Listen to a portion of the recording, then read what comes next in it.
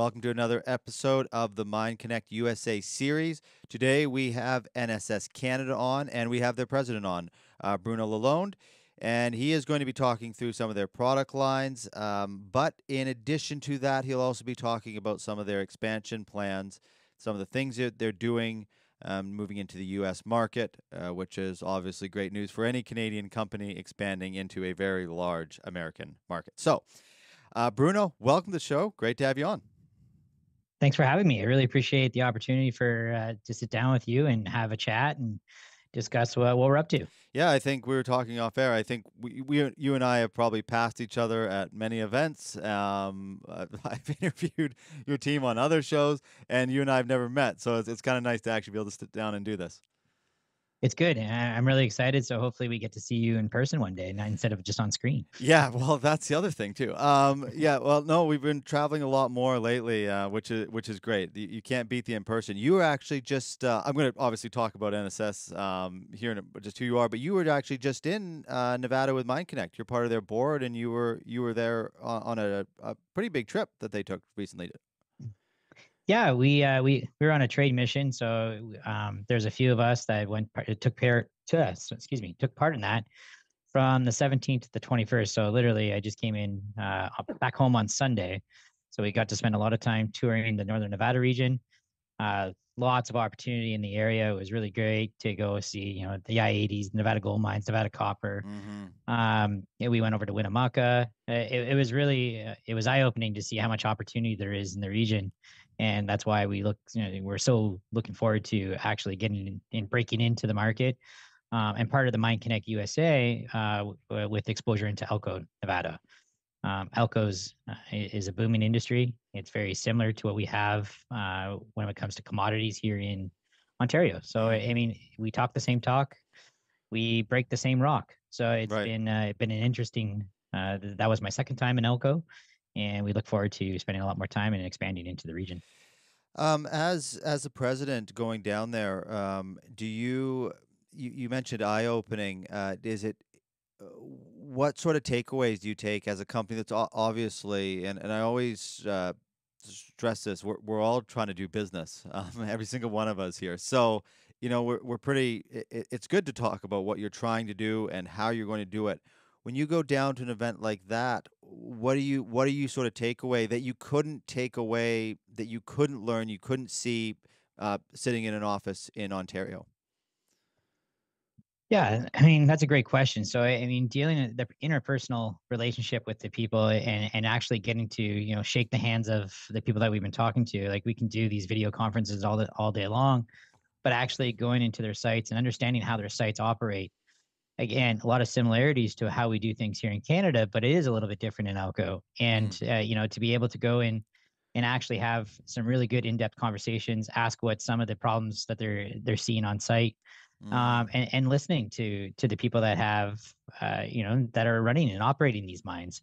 It's so good to actually hear them and actually maybe possibly have a solution for them. But sometimes it's with MineConnect, and the reason why I'm part of the board and why I'm intrigued with them is because we have the ability to connect them in aspects. So as one site has one issue, maybe I'm not able to solve it, but because we're so connected within Northern Ontario and within Canada, it might be somebody else that is within our vendor Mm, right. montage that we can actually bring over and introduce them to.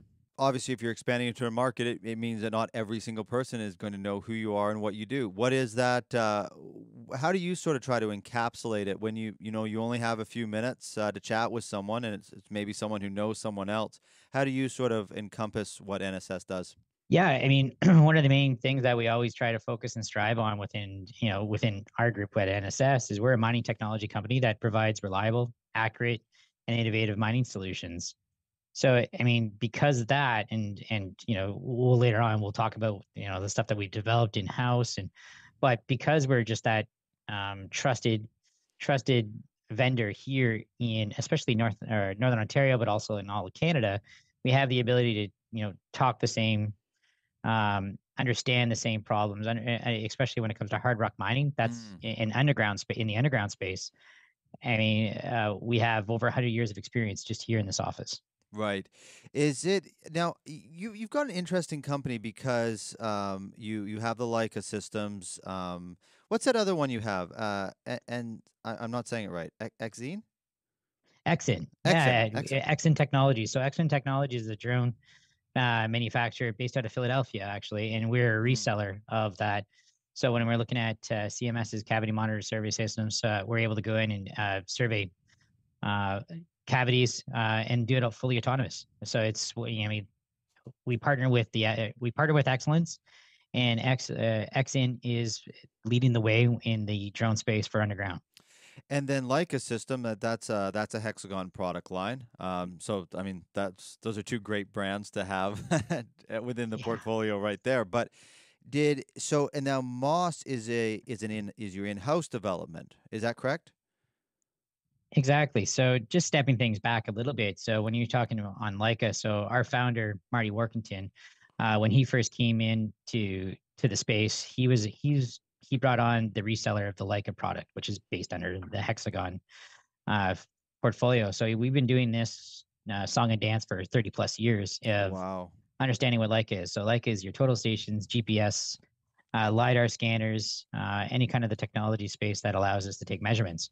So what we decided to do is, how can we make it easier and faster for the underground space? And that's where we took the ability to partner with Leica and say we want to develop a software that allows us to do things more efficiently, faster, and safer in the underground space. And that's where Mm. we developed MOS, Miner Operated Survey System.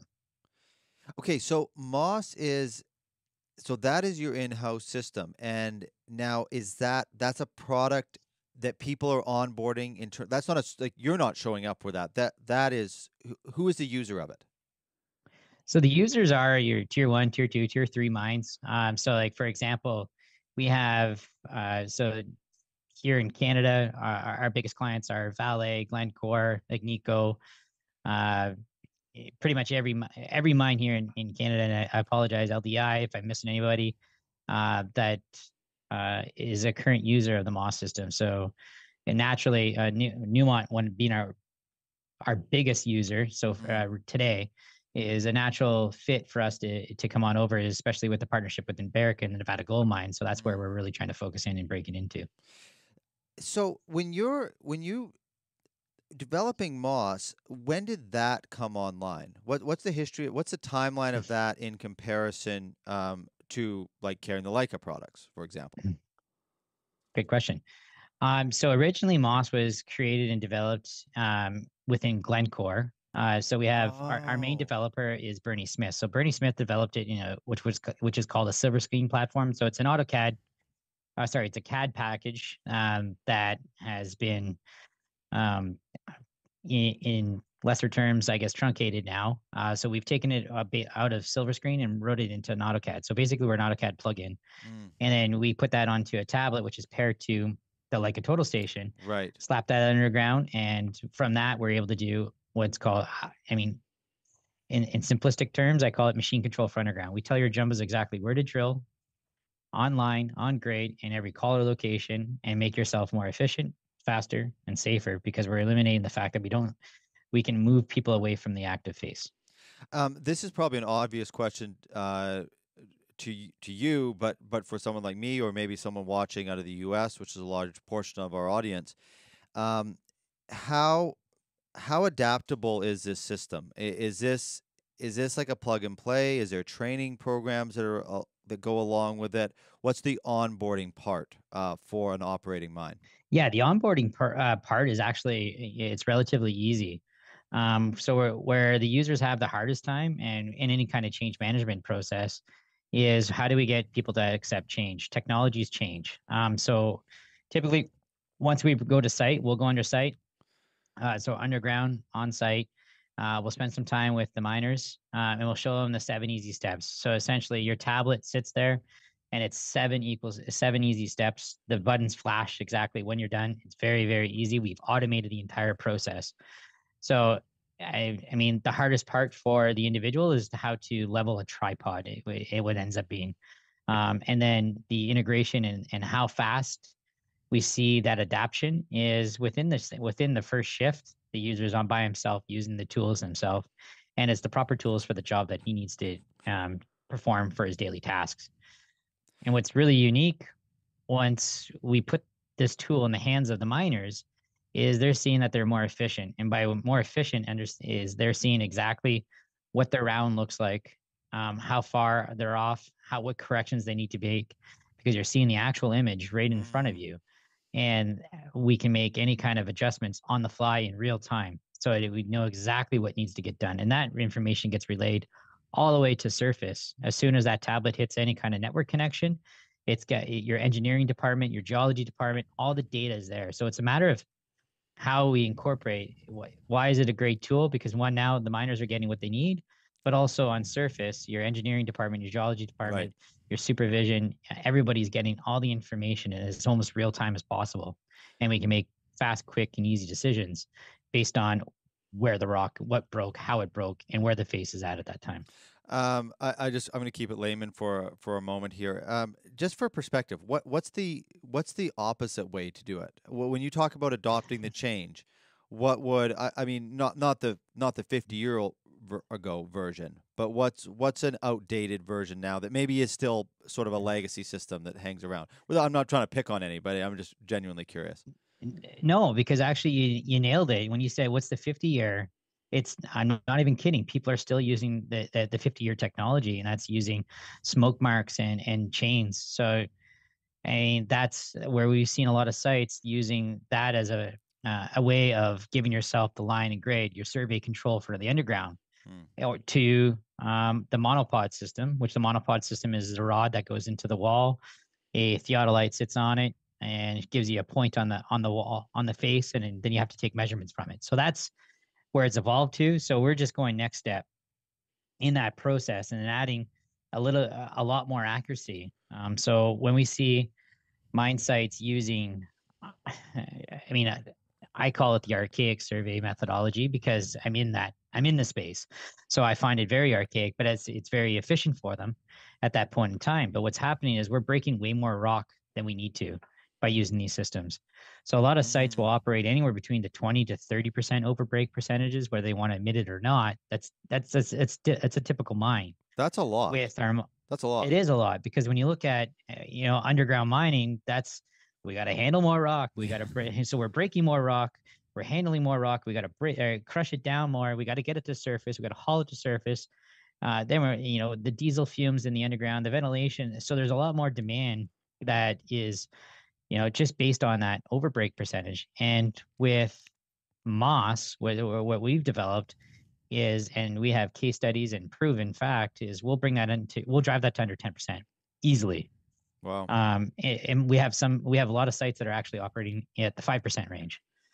Mm, So it's a tremendous amount of cost savings when you're looking at operators and shareholders that are saying like, how do we cut costs in an economy that constantly has inflation issues, has issues around contractors getting to site. Like, I mean, costs are going up. We know that.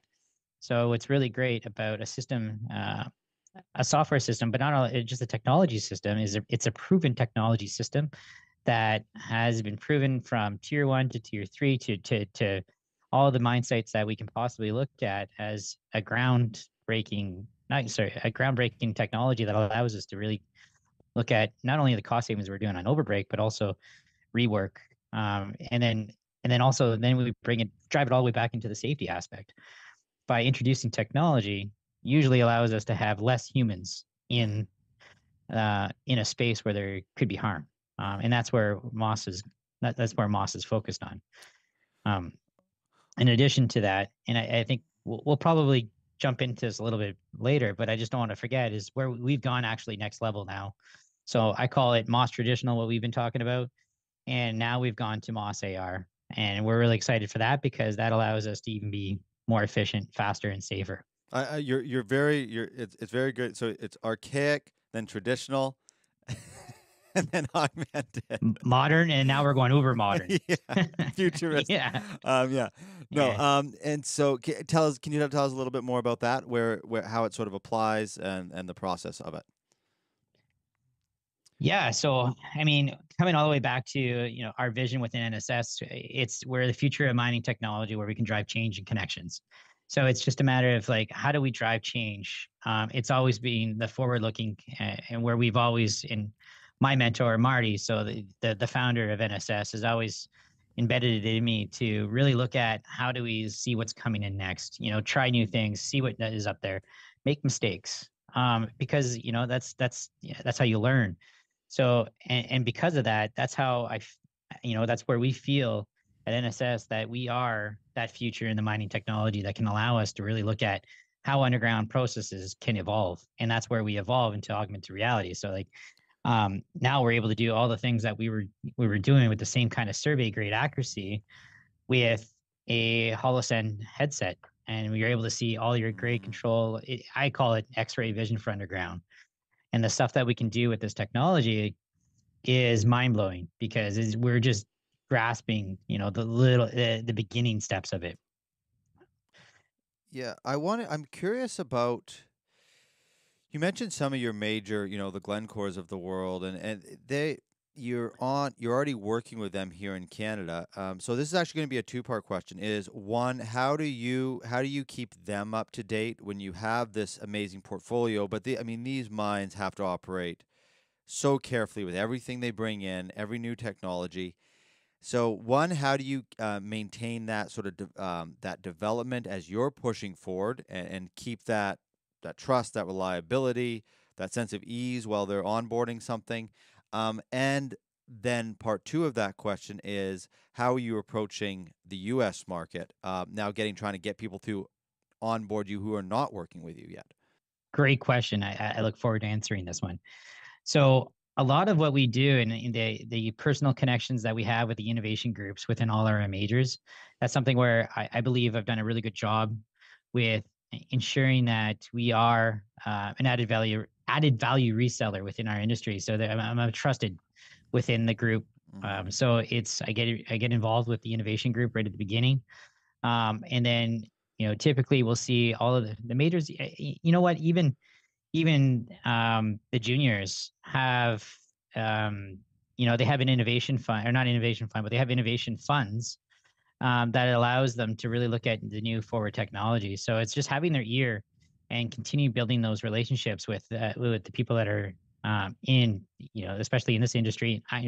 We've broken out of Canada as well. We've just implemented in Brazil, so it's just Oh wow. we have the ability to really have that, and we've sold overseas. So it's the next thing is now coming back into your second part of the question is on the U.S. front.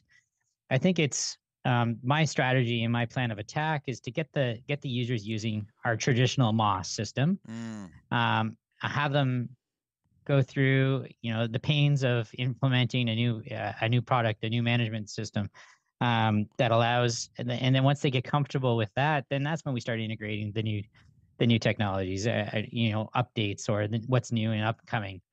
But in addition to that, also is the amount of traction that technology is getting in the mining industry today is has gone has increased by so much in the last 5 years, especially since COVID. Since COVID, we see a lot more of these mines being more adaptive to technology, Mm. being okay with being the first person to introduce a new process. So I mean that's been really key with us, and then especially with the trade shows. So we spent a lot of time. We were at SME. SME this year was based out in Denver. So the amount of people that reached out to my team, was at our booth, was with us, it was incredible. The amount of traction that we got with just Moss AR was even more so than our traditional Moss. Mm. So there's a heightened interest. Would it be would the U.S. and Canada be pretty in sync with sort of their interest in it, or was it heightened in the U.S.? Did you feel? That's a good question. That's something more I would leave on the desk of my marketing manager, Mm. Caitlin, to really be able to answer that with more accuracy. The way that I feel it, my gut is it's very similar to what we're seeing in Canada and the US. Yeah. We share borders. Yeah. So It's not it's only do so we hand share in hand. borders, we share ways of thinking, technology. A lot of the technology that's getting developed typically originates in the U.S., like our Exin partnership. That's based out of Philly. So Yeah. and by process of elimination, the U.S. has way more people to pull from. Humans, They have a lot just more of a have big, they more have a bigger humans. population. Yeah, it's such a big market down there. It's you go down there and it's I mean on the we do some work on the construction side. You go down there and you notice like okay, Canada does some amazing stuff, but it's just so much bigger in the US. It's just the scale is just it's staggering. It's just staggering. Mm. It's Canada is like a California. It really is. And then when you get there and you start to absorb it, if you spend time down there, you start to realize how true that actually is. Well, I mean, being very patriotic and a Canadian to heart, I would hate to agree, but I guess I've got to agree to a certain point. I thought Canada was the center of the universe, but it definitely isn't. And when it comes to size and the scale, like you were saying, the U.S. is no joke. Okay? They're doing things on a way bigger scale. Don't get me wrong. Canada is, especially because our niche and what we focus on is in the underground space. Yeah. I would say almost Canada is stronger in the underground, um, in the underground space. But the U.S. it has a lot of open pits, a lot of Mm-hmm. surface mining. But all of this surface mining is now going to be in the next 5-10 years. These come or these these commodities are going to be harder to get, and we're going to have to go deeper. Yeah. And that's what we know. And our carbon footprint, like all of this, is going to be something that's going to be taken into effect, and especially within the northern Nevada region, I already see a huge amount of potential just based on the sites that are out there that are going to be going underground in the next 5-10 years. Mm-hmm. And I do appreciate the little bit of patriotic pushback when I'm championing the U.S. So that's a good thing. I do want to ask one more question though. When what that name NSS Canada though in the U.S. And now I get to champion Canada is that there's a lot of respect down in the U.S. When you say you're from Canada, they respect how people do business.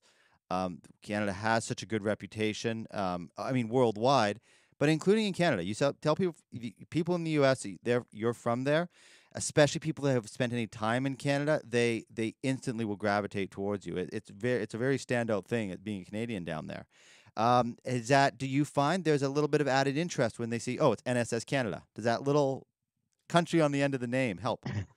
Yeah, I mean, it's cool that you say that because one of the things that we looked at was actually truncating the Canada. And I'm like, no, No. in a space and in a global product that we have for Moss, for example, it allows us that credibility. Mm-hmm. Because when you look at the global markets, especially when it comes to mining, Canada goes a long way. Mm-hmm. Not to poke at anybody else, but I mean, when we're looking at the most expats in the world, they're either coming from Canada, Australia, or the U.S. Yep. Yep. Yeah, no, it's no, I agree 100%. Before we wrap up, I was just curious. I was looking at your LinkedIn before we jumped on. I think we've been connected for years, probably, but I looked and you went. I mean, you went 2015 senior account manager, general manager up until 2020, and now the last 2.5 years you've been president. I was curious about that journey because that's a lot of responsibility that's piled in over those that I guess just 5 years or 7 years now. 7 years, yeah. It comes down to great mentorship within. I was prior to this, I was with a contractor, I was with Valet, so I spent quite a bit of time in the field, and then it came down to life changes. I wanted to do something a little bit different. I decided to go to the dark side and come to the vendor side. Mm. And Marty Workington and his wife Anne Marie were grateful to take me on as as a salesman at the time. Um, and then it just became something that I fell in love with. The understanding of what we can do, what we can accomplish, especially is when it comes to the ability of what our mission is here is to develop the key relationships with the industry partners. I thought that was so cool to be able to do something and to have an impact on an industry that is willing to listen. Mm. So that said, is I think that naturally grew me through, coming through an account manager down to general manager to president. And stay tuned because there's more to come very shortly. So Oh, it's good. we're really excited for my next chapter. what was the biggest, what was the most challenging pivot out of those roles? Like GM to president, account manager to GM. What do you think was the biggest learning curve for you from a leadership perspective? Leadership is tough, no matter what anybody says. Like one of the things when you have people looking up to you, it's a matter it's the human aspect. And I think, becoming a better listener, from going from sales to the president role, I really needed to learn, one, who I was as a leader, as a mentor, went all the way down to a better husband. I mean, like, Mm, so it's just a matter of really, really trying to dial in how we can all come together, work together as a team. And I mean, team is huge. The group here they're my family. We're a small organization. We're, 12 people here, but uh, I hired to retire. That's what I say when we mm-hmm. hire anybody, is like, that's one of the biggest things that we try to put through, and really understand that, I want the best out of every individual that comes through this place. So even if they don't stay here long term, I hope they leave here with more knowledge and better to take on the world. It's an interest. You touched on it very quickly, but it's actually an interesting thing to say. Better leader, better husband, and what struck me of that is that you don't that I think some people really try to make a big switch between everything, which is kind of an exhausting experience to do every single day. But if you try to Mhm. work on it as an even approach, that better in every area is now you can be consistent through your day, which I would imagine you can't eliminate the stress of being in a leadership position. It is what it is, but you can make it more manageable if there's consistency in the way that you develop yourself across the board, as opposed to just focusing on one area and maybe letting another one suffer. Yeah, I mean, that's one of the biggest things that we see as, I mean, that I noticed personally, was my impact with the people here at the office, and then at home. I had to make that synergy to be the Mm-hmm. same thing. So it's a work life balance. I'm all about wellness within the industry, especially within our group here, and I push wellness. Let's talk. I'm always in an open office. I want to know what's bugging you guys when we do a big implementation. We have a big sit down at the end. Is like, what did we fail at, or what Mm-hmm. was hard, what was difficult, what can we do better next time, what can be less stressful, how can we do things. And it's the same thing with my wife and kids. It's we from going to Science North to spending the day at home. It's just a matter of really becoming, it's the human aspect. We got to be good humans. If we're not good humans, there's no one that's going to follow us. Mm-hmm. That's true. Bruno, thank you very much for coming on. It was very good to talk to you because, like I said, we've traveled in the same circles in some way for a long time. I kind of chuckled when you said you went over to the dark side on as a vendor, and I'm thinking, well, if you're on the dark side, where am I if I'm on the media side? but but it's all You're making important. everybody look cool, Yeah, so it's that's good. there we go. I like that spin on it.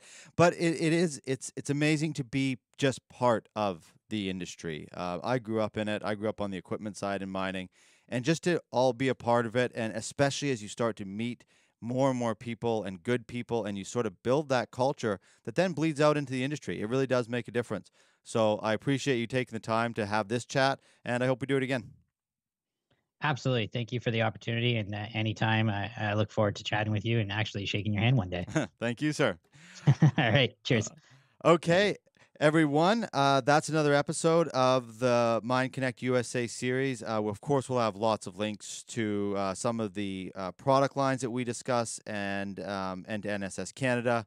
Great interview. Thank you, Bruno, for coming on. Thank you, everybody, for watching. We will see you on the next episode.